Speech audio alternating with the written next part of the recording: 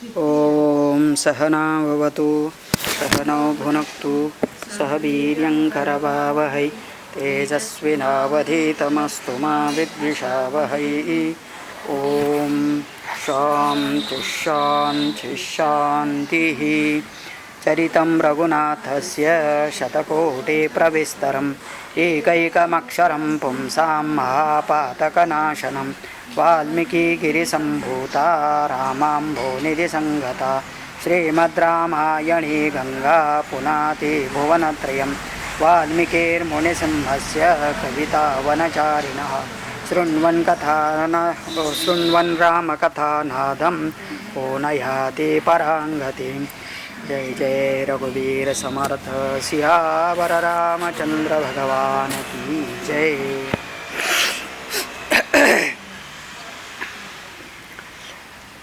50वां सर्ग बालकांडे। श्री राम आदि का मिथिलागमन, राजा जनक द्वारा विश्वामित्र का सत्कार और राम लक्ष्मण के विषय में जिज्ञासा का परिचय देना।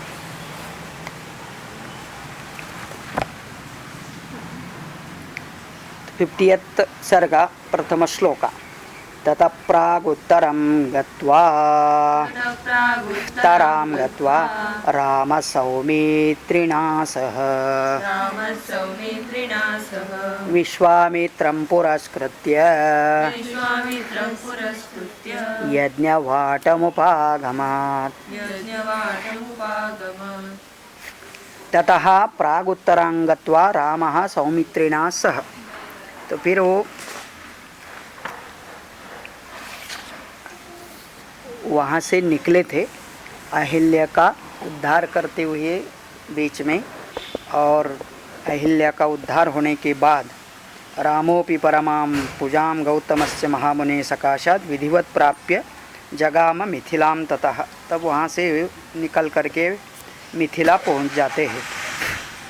और अभी मिथिला के नगर में प्रवेश करते हुए विश्वामित्रं पुरस्कृत्य यज्ञवाटम उपागमात्। तो राजा जनक के यहाँ भी बड़ा यज्ञ होने जा रहा था, और ऑलरेडी राजा यज्ञ की दीक्षा ले चुका था, और वहाँ पर अभी सभी प्रकार के सभी तरफ से लोग पधार रहे थे। रामस्तु मुनिशार्दूलम् उवाच सह लक्ष्मणः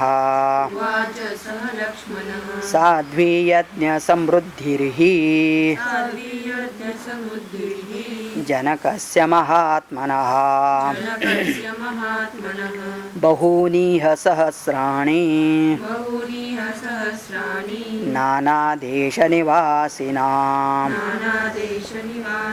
ब्राह्मणानां महाभाग वेदाध्ययनशालिनां। कहते हैं कि राम मुनिशार्दूलम उवाच स लक्ष्मणः। मुनिश्रेष्ठ विश्वामित्र जी ने राम और लक्ष्मण से कहा, साध्वी यज्ञ समृद्धि ही जनकस्य महात्मनः। महात्मा जनक यज्ञ का समारोह बड़ा सुंदर से रीति से कर रहे हैं। वहाँ पर बहूनि इह सहस्राणि नाना देश निवासिनां ब्राह्मणानां महाभाग। तो ये महाभाग राम नाना देश के निवासी, अलग अलग वेद शास्त्र के जानकार, सभी वेदाध्ययनशालीनां ब्राह्मणानां समूह यहाँ पर अलग अलग एरिया से पधारे हैं। तो मतलब बहुत बड़ा यज्ञ होने जा रहा था। आसपास के सभी देशों से ब्राह्मण आदि विद्वान आए थे। ऋषिवाटाश्च दृश्यन्ते शकटिशतसङ्कुलाः देशो विधीयतां ब्रह्मन् यत्र वत्स्यामहे वयम्। तो वहाँ देखा है, राम लक्ष्मण भी देख रहे कि ऋषि वाटाश्च दृश्यन्ते शकटिशत संकुलाः। सैकड़ों बैलगाड़ी में बैठ करके अलग अलग देश के अलग अलग लोग वहाँ पहुँच रहे हैं, ऋषि मुनि सब लोग। और फिर अभी विश्वामित्र से कहते हैं राम कि अपने लिए भी यहाँ पर कहीं रहने का जगह एक निश्चित कर देना चाहिए। देशो विधीयताम ब्रह्मन यत्र वत्स्यामहे वयम, जहाँ पर हम निवास कर पाएंगे। रामस्य वचनं श्रुत्वा विश्वामित्रो महामुनिः निवासमकरोद्देशे विविक्ते सलिलान्विते। रामस्य वचनं श्रुत्वा विश्वामित्रः महामुनिः निवासम अकरोद्देशे विविक्ते सलिलान्विते। तो वहाँ पर विश्वामित्र जी ने भी जगह का परीक्षण किया और जहाँ पर मुबलक पानी मिलेगा ऐसी जगह पर अपना निवास स्थान सिद्ध कर दिया। विश्वामित्र मनोप्राप्तम श्रुत्वा नृपवरस्तदा शतानंदं पुरस्कृत्य पुरोहितमनिन्दितः। विश्वामित्रम अनुप्राप्तम, जब राजा ने सुना कि विश्वामित्र जी का आगमन हुआ है तो राजा जनक अभी इनके पास शतानंद नाम करके उनके पुरोहित को भेज देते हैं। तो पुरोहित शतानंद को उनके पास भेज करके उनका आगमन, उनका अर्घ्यादि दे करके स्वागत करते हैं। ऋत्विजोऽपि महात्मानः त्वर्घ्यमादाय सत्वरम् प्रत्युजगाम सहसा विनयेन समन्वितः। विश्वामित्राय धर्मेण ददौ धर्म पुरस्कृतम्। ऋत्विजोपि महात्मानः तु अर्घ्यम आदाय सत्वरम। तो फिर वो शतानंद ने सभी को अर्घ्य प्रदान करके मुनियों का स्वागत करते हुए प्रत्युजगाम सहसा, महर्षि के आगमन के धर्मशास्त्र के अनुसार धर्मेण ददौ धर्म पुरस्कृताम। तो उनको सबको जा करके उन्होंने स्वागत किया। और आप सोच सकते समझ सकते हैं कि जब विश्वामित्रा जी महान ऋषि वहाँ पधारते हैं तो वहाँ के अच्छे से अच्छे सभी पुरोहित आगे आकर के नियम के अनुसार उनको अर्घ्य प्रदान करके स्वागत किया। प्रतिगृह्यतु तां पूजां जनकस्य महात्मनः पप्रच्छ कुशलं राज्ञः यज्ञस्य च निरामयम्। तो प्रतिगृह्य च तां पूजां जनकस्य महात्मनः, तो जनक महात्मा के यहाँ उनका ऐसा पूजा पाठ स्वीकार करते हुए विश्वामित्र पप्रच्छ कुशलम राज्ञः यज्ञस्य निरामयः, राजा के लिए भी कुशल मंगल पूछ लिया, क्या सब कुछ ठीक चल रहा है। शतांश्चाथ मुनिना पृष्ट्वा सोपाध्याय पुरोधसः यथार्हं ऋषिभिः सर्वैः समागच्छत् प्रहृष्टवत्। सः तांश्च अथ मुनीन् पृष्ट्वा सोपाध्याय पुरोधसः, तो उपाध्याय सहित सभी को राजा के यहाँ यथार्ह ऋषिभिः सर्वैः समागच्छ प्रहृष्टः, तो राजा ने सबके लिए यथा योग्य जैसा जिसका अधिकार ऐसे उनको स्वागत किया और कुशल मंगल पूछा। अथ राजा मुनिश्रेष्ठम कृतांजलिरभाषत आसने भगवान् स्ताम् सहैर्भिमुनिपुंगवैः। सभी मुनि पुंगव का मतलब मुनि श्रेष्ठ सभी को राजा ने अपने दरबार में सबको हाथ जोड़ करके स्वागत किया और अपने अपने आसन पर बैठने के लिए उनको प्रार्थना की है कि सभी के लिए योग्य आसन लगाए थे और फिर बैठने के लिए बोल दिया। तो अभी सब कल्पना करो, राजा जनक और उनके सब पुरोहित और सब ऋषि मुनि आए सभा में अपना अपना आसन ग्रहण करके बैठे हैं। दृष्ट्वा स नृपतिस्तत्र जनकस्य वच श्रुत्वा निशसाद महामुनिः पुरोधारुत्विजश्चैव राजा च सह मंत्रिभिः। तो कहते हैं आसनेषु यथा न्यायम् उपविष्टासमन्ततः जनकस्य वच श्रुत्वा निषाद महामुनिः। तो जनक का यह वचन सुन करके सभी महामुनि लोग और ऋत्विज लोग सह मंत्री क्यों सहित अपने अपने आसन पर यथा न्यायम उपविष्टा, जिसका जो अधिकार है, जिसका जो आसन लगाया है उसके ऊपर सभी ऋषि पुरोहित और मंत्रीगण बैठ जाते हैं। दृष्ट्वा तो नृपतिस्तत्र विश्वामित्रमथा ब्रवीद अद्य यज्ञ समृद्धिर्मे सफला दैवतैः कृता।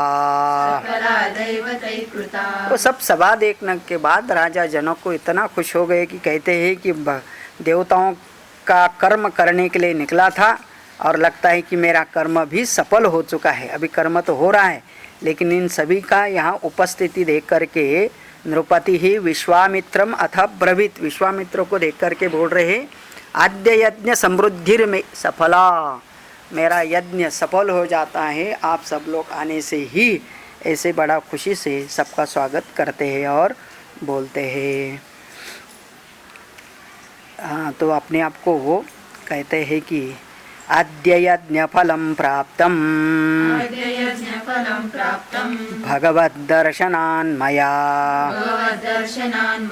धन्योऽस्मि अनुगृहीतोऽस्मि यस्य मे मुनिपुङ्गवः यज्ञोपसदनं ब्रह्मन् प्राप्तोऽसि मुनिभिः सह। अद्य यज्ञ फलम प्राप्तम भगवद्दर्शनान् मया, भगवत दर्शन हो गया मतलब सभी ब्राह्मणों का दर्शन ही भगवान का जैसा है, ऋषि मुनियों का दर्शन होया। धन्योस्मि, मैं धन्य हूँ, अनुग्रहित हूँ, यस्य मे मुनि पुंगवः, आप जैसे मुनि श्रेष्ठ लोग पधारे हैं। यज्ञोपसदम ब्रह्मम प्राप्तोस्मि मुनिभिः सह, और सब अभी इतना बड़ा यज्ञ रखा और यज्ञ के अंदर इस प्रकार से तपस्वी मुनि सब आ जाते हैं, तो इसका पुण्य कितना होता है तो स्वयं राजा जानता है और इसलिए अपने आप को बहुत धन्य समझ लिया। द्वादशाहं तु ब्रह्मर्षे दीक्षा माहुर्मनीषिणः ततो भागार्थिनो देवान् द्रष्टुमर्हसि कौशिकाः।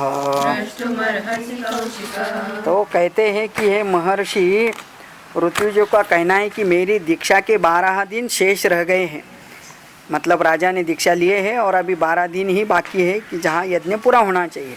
तो ततो भागार्थिनो देवान् द्रष्टुमर्हसि कौशिक, इसलिए हे कौशिक पुत्र विश्वामित्र, आप अभी यह यज्ञ का आनंद भी लीजिए और आशीर्वाद दीजिए कि हमारा यज्ञ पूरा हो जाए। इति उक्त्वा मुनिशार्दूलं प्ररुष्टवदनस्तदा पुनस्तं परिपप्रच्छ प्राञ्जलि प्रयतो नृपः। इत्युक्त्वा मुनिशार्दूलं प्ररुष्टवदनस्तदा, ऐसे मुनि विश्वामित्र से कहकर प्रसन्न मुख जितेंद्रिय राजा जनक ने उन सब से हाथ जोड़ करके बोलना चाहा। प्रांजलि प्रयतो भूत्वा, शुद्ध हो करके हाथ जोड़ करके सबके साथ अभी राम और लक्ष्मण, ये 2 नए चेहरे उनके सामने दिखाई देते हैं, इसलिए वो कहते इनके बारे में वो जिज्ञासा करते हैं कि ये कौन है, इनका परिचय दीजिए मुनिवर। तभी वो राजकुमार राम और लक्ष्मण राजा जनक को कैसे दिखाई देते हैं उसका बहुत सुंदर वर्णन करते हैं। इमो कुमारो भद्रन्ते देवतुल्य पराक्रमो गजतुल्य गति वीरौ शार्दूल वृषभोपमौ। तो कहते हैं कि ये कैसे हिमो कुमारो भद्रन्ते देवतुल्य पराक्रम, दिखने में तो देवतुल्य लगते हैं, दिखने में ही इतना सारा सुंदर है। कोई भी देवता का दर्शन करो तो मतलब साक्षात इंद्रादि देव जैसे भूमि पर आ जाए, ऐसे यह इनका चाल चलन देखो। गजतुल्य गति, दोनों भी वीरो शार्दुल वृषभोपमो, बहुत बड़े सांड मतलब अच्छा बिल्ड, एक आधा बैल कितना सुंदर दिखता है चलने में, ऐसे ये दोनों दिख रहे हैं। पद्मपत्र विशालाक्षौ खड्गतूणीधरो अश्विनावीव रूपेण समुपस्थित यौवनौ। हाँ, पिछले कुछ सर्ग में जैसे सुमति राजा ने इन दोनों का वर्णन किया था, कुछ ऐसा ही वर्णन आज जनक भी इन दोनों का कर रहे हैं। कहते पद्मपत्र विशालाक्षो, इनकी आँख देखो तो कमल पत्र के जैसे लगते हैं। हाथ में खड्ग तुणी धनुर्धरो, हाथ में तलवार लिए है, धनुर्धारी है, और लगता है कि दोनों अश्विनों कुमार देवता में दो भाई है, उनके जैसे यह दोनों यौवन रूप यौवन संपन्न दिखाई देते हैं। यदृच्छे वगाम प्राप्तौ देवलोकादिवामरौ कथं पद्भ्यामिह प्राप्तौ किमर्थं कस्य वा मुने। अभी राजा को पता है, इनको तो हमने कहीं इनविटेशन भेजा नहीं, फिर भी आया तो यदृच्छया गाम प्राप्त हो, ये तो अपनी इच्छा से यहाँ आए। देवलोकादि अमरो, और दिखने में तो देवलोक से अमर मतलब देवता आए ऐसा लग रहा है। कथम पद्भ्याम यह प्राप्त, और वो भी चल के आए करके सुना है। किमर्थम कस्य वा मुने, हे मुने वो कैसे क्यों चल के आए, यहाँ तक कैसे पहुँचे, इसके बारे में मैं आपसे सब जानना चाहता हूँ। वरायुधरो वीरौ कस्य पुत्रौ महामुने भूषयन्ताविमं देशं चन्द्रसूर्याविवाम्बरम्।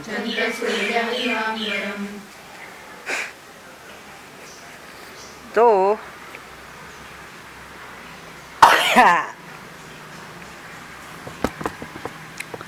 कैसे लग रहे हैं, तो कहते हैं ये तो वर आयुध धरो वीरो कस्य पुत्रो महामुने, हे महामुने दोनों भी आयुध धारण करने वाले हैं, वीर है, और इनका भूषयन्तौ इमं देशम चंद्र सूर्य एवं अम्बरम, जैसे चंद्र और सूर्य अंबर मतलब आकाश को विभूषित कर रहे हैं, ऐसे यह भी इस एरिया को यहाँ आकर के देवता के जैसे बहुत सुंदर लगने वाले, बड़े अच्छे लगते हैं। और ये कौन है? परस्परस्य सदृशौ प्रमाणेंगित चेष्टितैः काकपक्षधरो वीरौ श्रोतुमिच्छामि तत्वतः। परस्परस्य सदृशौ, दिखने में दोनों एक जैसे लग रहे हैं, सेम मॉडल। प्रमाणेन इंगितो चेष्टो, दोनों का चलना भी, चेष्टा का मतलब क्रिया भी बिल्कुल एक जैसी, आराम से चलने का कोई गाय गड़बड़ नहीं दिखाई देता है। काकपक्षधरो वीरो श्रोतुमिच्छामि तत्वतः, ये सुंदर दिखने वाले दोनों वीरों के बारे में मैं जानना चाहता हूँ कि यह है कौन। तो इस प्रकार से राजा ने अपने प्रश्न विश्वामित्र जी के सामने रखे। तस्य तद्वचनं श्रुत्वा जनकस्य महात्मनः निवेदयमवेयात्मा पुत्रौ दशरथस्य तौ। तस्य तद्वचनं श्रुत्वा जनकस्य महात्मनः, जनक के ऐसे प्रश्न पूछने के बाद निवेदयम आत्मपुत्रौ दशरथस्य तौ, उन्होंने बोल दिया कि ये दोनों भी राजा दशरथ के सुपुत्र है। सिद्धाश्रम निवासंच राक्षसानां वधं तथा तत्रागमन व्यग्रम विशालायाश्च दर्शनम् अहल्या दर्शनं चैव गौतमेन समागमम् महाधनुषी जिज्ञासां कर्तुमागमनं तथा सिद्धाश्रम निवासंच राक्षसानां वधं तथा। फिर वो अयोध्या से यहाँ तक क्यों आए तो उसका पूर्व वृत्तांत बताते कि हमने ही सिद्धाश्रम में अपना यज्ञ याग पूरा करने के लिए राक्षसों से सुरक्षा पाने के लिए मैं इनको लेके आया हूँ। इन्होंने राक्षसों का वध किया। तत्रागमनम व्यग्रम विशालायाश्च दर्शनम, आते आते विशाल नगरी का दर्शन किया। उसके बाद अहल्या दर्शन हुआ। गौतमेन समागमम, फिर उसका उद्धार होकर के अभी वहाँ से हम लोग यहाँ पधारे हैं। तो ये आए आपके यहाँ जो शिव धनुष्य आपने रखा है उसका दर्शन करने के लिए, उनको छूने के लिए, उनको जानने की इच्छा से वो दोनों यहाँ तक आए हैं। एतत् सर्वं महातेजा जनकाय महात्मने निवेद्य विररामथ विश्वामित्रो महामुनिः। एतत् सर्वं महातेजा जनकाय महात्मने निवेद्य, राजा को विश्वामित्र ने सब इनका आने का प्रयोजन बता दिया। विश्वामित्रो महामुनि ऐसा बोल करके वीर राम, अभी यहाँ विश्वामित्र शांत हो जाते हैं, बोलना बंद कर देते हैं कि मतलब इति वृत्तांत बता दिया। ये राजकुमार भी कौन है, क्या है, क्यों आए हैं, सब बताने के बाद यह सर्ग ही पूरा होता है। इत्यार्षे श्रीमद् रामायणे वाल्मीकीये आदिकाव्ये बालकांडे 50 सर्गः। इस प्रकार से जनकपुरी में पहुंचना, वहाँ उनके यज्ञ में शरीक होना, यहाँ तक की कथा विश्वामित्र ने बता दिए है। और राम जी भी राजा जनक के यहाँ पहुँच करके बड़े खुश हुए हैं। फिर इसके आगे की कथा अगले सर्ग में बताने जा रहे हैं। तस्य तद्वचनं श्रुत्वा विश्वामित्रस्य धीमतः हृष्टरो महातेजाः शतानंदो महातपाः। तो फिर अभी ये सब विश्वामित्र जी के मुख से सब कुछ सुनने के बाद राजा जनक का जो मुख्य पुरोहित था शतानंद, उन्होंने विश्वामित्र जी से कुछ जानना चाहा। और इसलिए विश्वामित्र की बात सुन करके शतानंद ने कहा कि ये सब सुन करके मुझे बड़ा रोमहर्षित हुआ है, क्योंकि ये शतानंद भी अहल्या के ही पुत्र है ऐसा लगता है। गौतमस्य सुतो ज्येष्ठः तपसा द्योतितप्रभः रामसन्दर्शनादेव परम विस्मयमागतः। तो ये शतानंद गौतम ऋषि के ज्येष्ठ पुत्र थे। गौतमस्य सुतो ज्येष्ठः तपसा द्योतितप्रभः, बहुत तपस्वी थे, प्रकाशमान दिखाई दे रहे थे। और राम जी का दर्शन करके उनको भी बड़ा आश्चर्य हुआ, क्योंकि उनको याद आया होगा कि जब पिताश्री ने माँ अहिल्या को शाप दिया था और बोला था कि जब राम जी इस तरफ आएंगे और उनके पाद स्पर्श से तुम्हारा उद्धार होगा, तो शतानंद को सब याद आता है। और इसलिए उनको जिज्ञासा बढ़ जाती है कि अच्छा यही श्री राम हैं और इन्हीं के पाद स्पर्श से उनके माँ का उद्धार होने वाला था। तो फिर अभी वो सब पूछते क्या आप उधर गए थे, क्या आपने अहिल्या का उद्धार किया, ये सब बातें अभी यह शतानंद जी पूछ रहे हैं। ये तो निषण्णौ सम्प्रेक्ष्य शतानन्दो नृपात्मजौ सुखासीनो मुनिश्रेष्ठम् विश्वामित्रमथा ब्रवीद।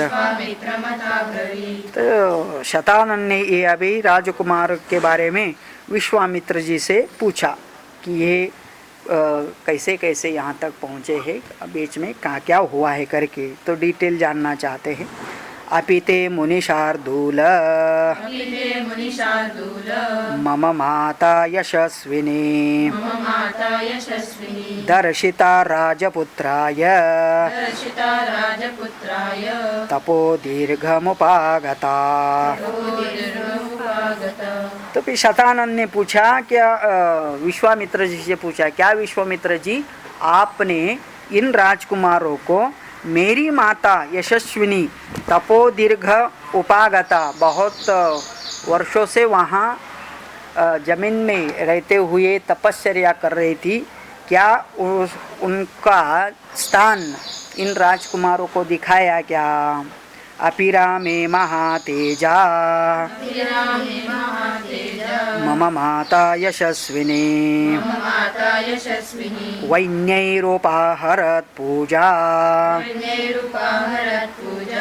पूजार्हे सर्वदेहिनां। तो उसको बहुत उनको लग रहा है शतानंद को, क्या मेरी माता को इनका दर्शन हुआ क्या? क्या मेरी माता ने देह धारण करके इनकी पूजा की क्या? वन्य ही उपाहरत पूजा पूजार्हे सर्वदेहिनाम, सबकी पूजा योग्य यह राम भगवान का अवतार है, क्या मेरी माता ने इनकी पूजा किया? कि बहुत सारे प्रश्न शतानंद अपने माता के बारे में विश्वामित्र जी से पूछ रहे। अपिरामाय कथितं यद्वृत्तं तत्पुरातनं मम मातुर्महातेजः देवेन दुरनुष्ठितम्। अपिरामाय कथितं यद्वृत्तं तत्पुरातनं, क्या अपने राम जी को अहल्या जी के बारे में जो कुछ हुआ था पूर्ववृत्त क्या बताया? मम मातुः महातेजो देवेन दुरनुष्ठितम्, इंद्र के द्वारा उनको अपवित्र किया गया था, ये सब क्या आपने उनको बताया? अपि कौशिक भद्रन्ते गुरुणा मम संगता मम माता मुनिश्रेष्ठ राम संदर्शनादितः। क्या कौशिक गोत्र उत्पन्न मुनि गुरुणा मम संगता, क्या राम जी का मेरी माता को दर्शन हुआ और क्या उनका शाप से मुक्त होने का कोई समाचार करके वो सब पूछ रहे शतानंद इनको मुनि को। अपि मे गुरुणा राम पूजित कुशिकात्मज इहागतो महातेजाः पूजां प्राप्य महात्मनः। बहुत सारे प्रश्न पूछ रहा है, तो कहते हैं क्या मेरी माता का उद्धार हुआ या नहीं, शाप से मुक्त हुई नहीं? फिर उसके साथ साथ क्या मेरे पिताजी वहाँ आए थे क्या? अपि कहते हैं ना, अपि में गुरुणा, तो मतलब पिताजी को ही गुरु मानते हैं, और मेरे पिताजी गुरु वहाँ आए क्या? उन्होंने राम जी का पूजा किया क्या? यह गते महातेजा पूजाम प्राप्य महात्मनः, क्या उन दोनों का मतलब अहिल्या और गौतम का मिलन हुआ क्या? अपि शान्तेन मनसा गुरुर्मे कुशिकात्मज इहा गतेन रामेण पूजितेनाभिवादितः। और फिर उनको भी लगा कि हमारे गौतम को तो बहुत गुस्सा भी आया था, क्या उनका गुस्सा शांत हुआ? उन्होंने शांत चित्त से राम जी का पूजन किया क्या? ऐसे सब विश्वामित्र से प्रश्न पूछते हैं। एतत् श्रुत्वा वचनं तस्य तच्छ्रुत्वा तस्य विश्वामित्रो महामुनिः विश्वामित्रो महामुनिः प्रत्युवाच शतानन्दम्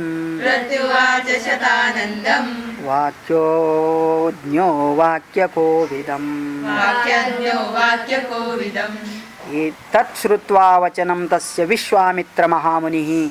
उस शतानंद के यह सब प्रश्न पूछने के बाद तो महामुनि विश्वामित्र ने बताया, क्योंकि वो सब जानते इनका क्या कहने का मतलब है। वाक्यज्ञः वाक्य को विदम, कहने का तात्पर्य जानने वाले मुनि ने उत्तर दिया, नातिक्रांतं मुनिश्रेष्ठ यत्कर्तव्यं कृतं मया संगता मुनिना पत्नी भार्गवेणेव रेणुका। नातिक्रांतं मुनिश्रेष्ठ यत्कर्तव्यं कृतं मया, तो कहते हैं कि हे विश्वामित्र वो शतानंद जी को कहते हैं कि यस, तुम्हारे पिताश्री भी आए, तुम्हारी माता भी आई और उनका भी उद्धार हुआ और उन्होंने बड़े शांत चित्त से राम जी का पाद्य पूजन भी किया। बिल्कुल वो कैसे दिख रहे थे अभी दोनों फिर एक बार मिलने के बाद, गौतम मुनि और अहिल्या। तो कहते हैं भार्गवेण रेणुका, तो भृगु वंश जन्म लेने वाले जमदग्नि और उनकी प्रिय पत्नी रेणुका। तो आपको पता है ना, जमदग्नि के ही पुत्र परशुराम, जिनकी माता रेणुका देवी।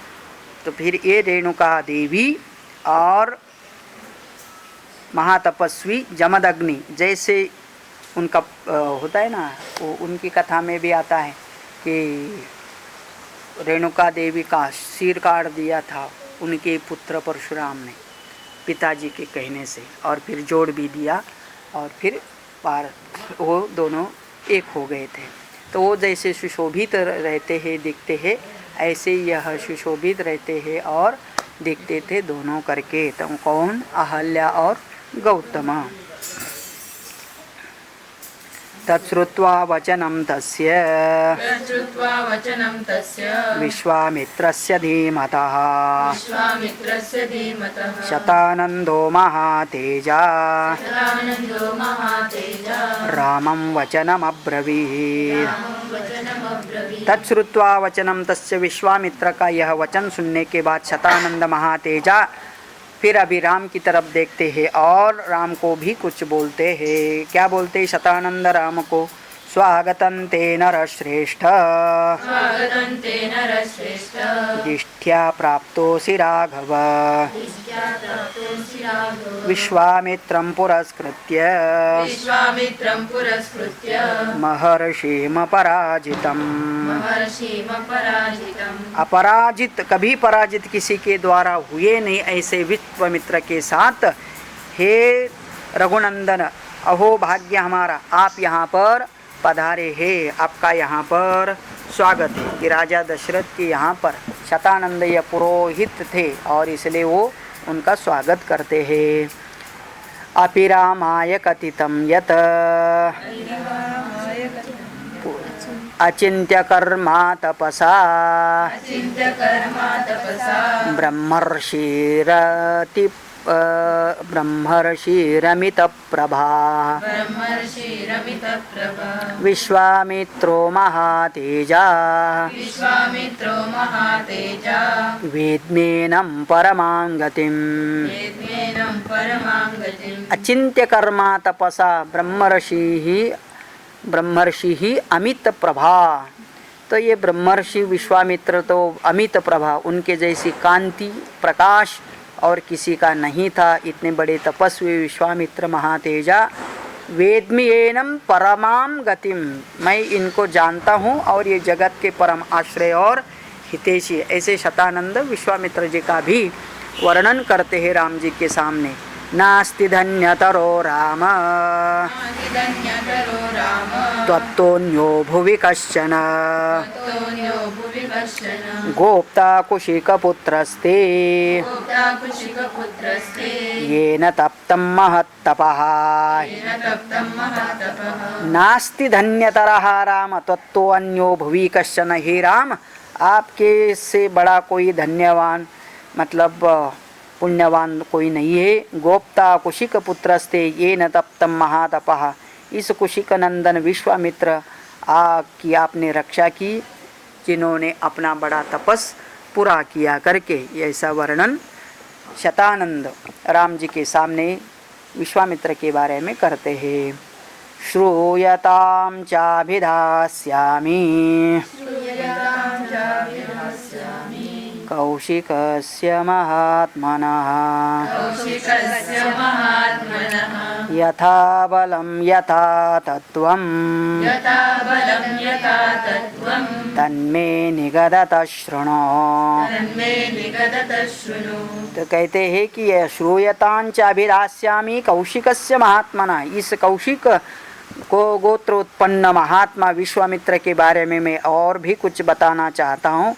यथा बलम यथा तत्वम तन्मे निगद शृणु, इसके इनके बारे में मुझे जितना पता है वो सब मैं आपको बताता हूँ। राजासी देश धर्मात्मा राजासि देशधर्मात्मा दीर्घकालमरिन्दमः दीर्घकालमरिन्दमः धर्मज्ञ कृतविद्यश्च धर्मज्ञकृतविद्यश्च प्रजानां च हिते रतः।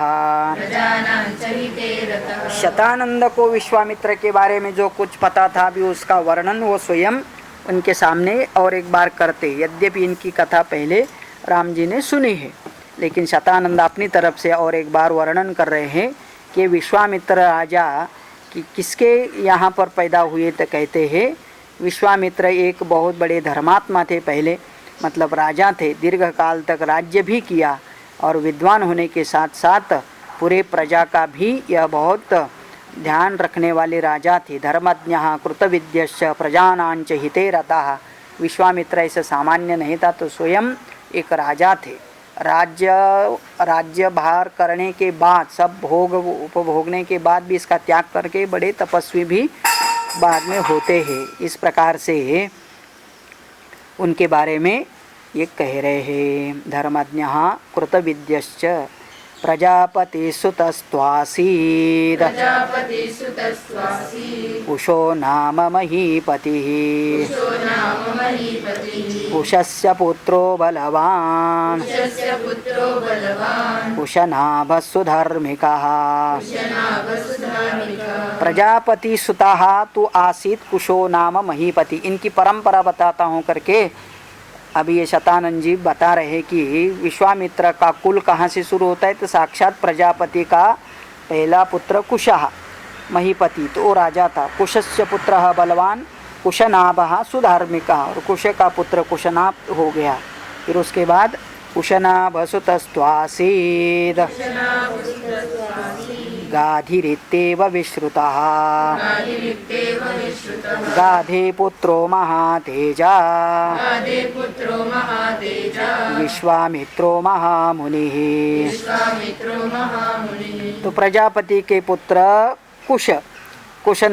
कुशनाभ के पुत्र गाधी, और गाधी के पुत्र विश्वामित्र। गाधे पुत्र महातेजा विश्वामित्र महामुनिः।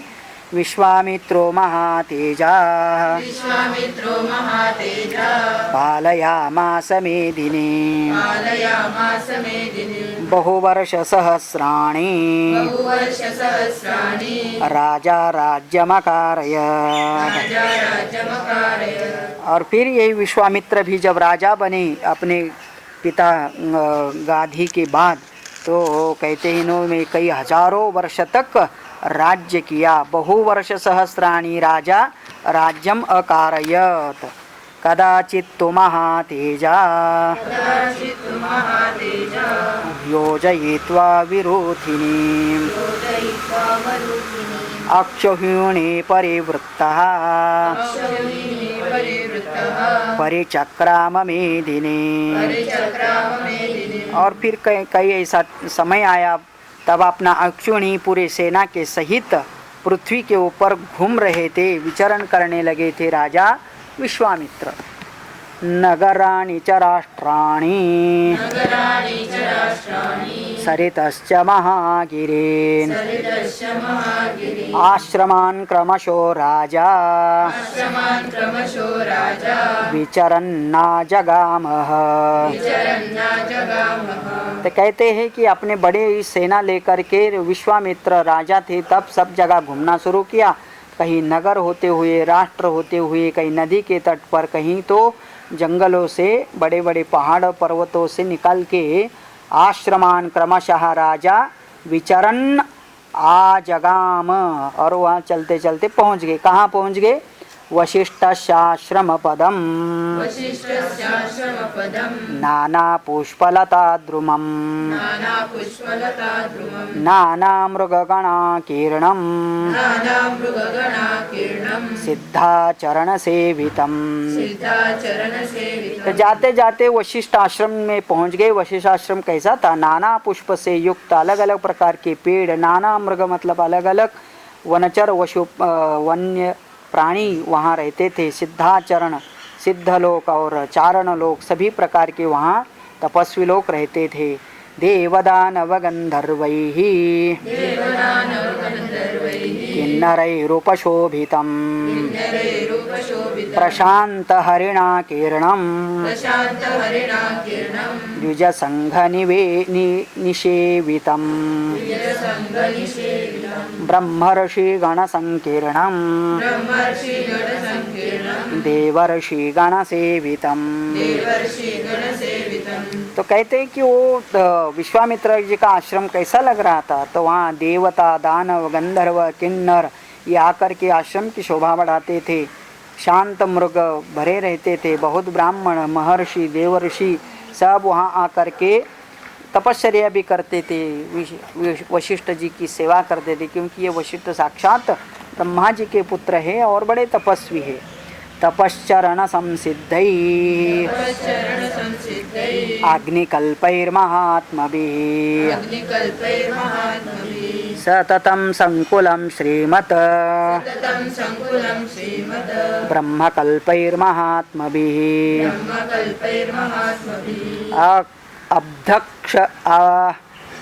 अभक्षैर्वायुभक्षैश्च शीर्णपर्णाशनैस्तथा फलमूलाशनैर्दान्तैः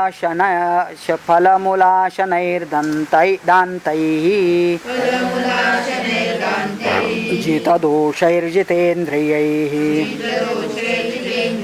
ऋषिभिर्वालखिल्यैश्च जपहोमपरायणैः अन्यैर्वैखानसैश्चैव समस्तादुपशोभितम् वशिष्ठाश्रमपदं वशिष्ठस्याश्रमपदं ब्रह्मलोकमिवापरम् ददर्श जयतां श्रेष्ठ विश्वामित्रो महाबलः। कहते कि इतना बड़ा सुंदर सा वर्णन वशिष्ठ जी का आश्रम का कर रहे थे। कोई भी आश्रम कैसे सुंदर होता है तो वहाँ पेड़ भी होना है, फल भी होना है और गाय जैसे प्राणी भी रहना चाहिए। वहाँ रहने वाले सज्जन भी रहने चाहिए। वो सज्जन भी कैसे हो? तपश्चरण संसिद्धैः अग्निकल्पैः महात्मा, सभी के सभी तपस्वी होने चाहिए। सवेरे उठना चाहिए, झाड़ू लगाना चाहिए, पूजा पाठ करना चाहिए। मतलब ये सब के जिसके अंदर शक्ति है। सततम संकुलम श्रीमद् ब्रह्मकल्पैः महात्मभिः। और कैसे कैसे तपस करते हैं? तो कहते हैं कोई अपभक्षैः, अपभक्ष का मतलब खाली पानी पीने वाले हैं। तो कोई वायु भक्षैः, केवल वायु का प्राणायाम करके ही अपना जीवन जीने वाले। तो शीर्ण पर्ण शनै, कुछ तो खाली सूखे पत्ते खा के तपश्चर्या करने वाले। तो कुछ फल मूल आशनैः दान्तैः जितदोषैः जितेन्द्रैः, फल मूल खाने वाले और दांत मतलब इंद्रिय निग्रह, सभी प्रकार के दोष रहित। ऋषि भी वालखिल्यैश्च, ऋषि लोग रहते हैं। वालखिल्य नाम के मुनिगण रहते, ये अलग अलग मुनियों के ग्रुप के नाम है करके। जप होम परायण ही, कोई जप करते कोई होम करते हैं। अन्यैर्वैखानसैश्च समन्ताद उपशोभितम, और वे अलग अलग प्रकार के आश्रम की शोभा बढ़ाने वाले उनके बहुत सारे ग्रुप वहाँ रहते थे। ब्रह्मलोकम युवा परम, तो वो कैसे लगता था, तो कहते हैं कि अपरम का मतलब दूसरा ब्रह्मलोक ही लगता था। किसका? वशिष्ठ जी का आश्रम। और वो देखकर वहाँ पर विश्वामित्र पहुँच जाते हैं। ददर्श जयताम श्रेष्ठो विश्वामित्रो महाबलः, तो यह महाबलवान विश्वामित्र राजा भी वहाँ पहुँच जाते हैं वशिष्ठ के आश्रम में। जब वशिष्ठ के आश्रम में पहुँच जाते हैं तो फिर वहाँ विश्वामित्र स्वयं राजा होने के कारण वहाँ जो जो अच्छा लगता है वो चाहते कि ये सब मैं लेके जाऊँ, आपको आश्रम में क्या ज़रूरत है इसकी, आप लोग तो तपश्चर्या करने वाले हैं। तो विशेष करके वहाँ जो कामधेनु गाय होती है वशिष्ठ के आश्रम में, उसके ऊपर नज़र आती है। उसकी महिमा सुनने के बाद फिर विश्वामित्र जब राजा थे तो उनको लगता है कि मेरे पास ऐसी गाय होनी चाहिए जिसका ज़्यादा समाज के लिए उपयोग होगा, ऐसा कुछ वो कथा आगे आती है। तो वो इनका विश्वामित्र जब राजा थे तो उनका पूर्व वृत्तांत यहाँ पर शतानंद जी बता रहे हैं। इसके साथ यह सर्ग पूरा होता है। आगे विश्वामित्र वशिष्ठ जी के आश्रम में जाने के बाद क्या होता है, इसकी कथा अगले सर्ग में आएगी। ओम इत्यार्षे श्रीमद् रामायणे वाल्मीकीये आदिकाव्ये बालकांडे एकपञ्चाशत् सर्गः। एक पंचाशत का मतलब 51वां सर्ग पूरा हुआ।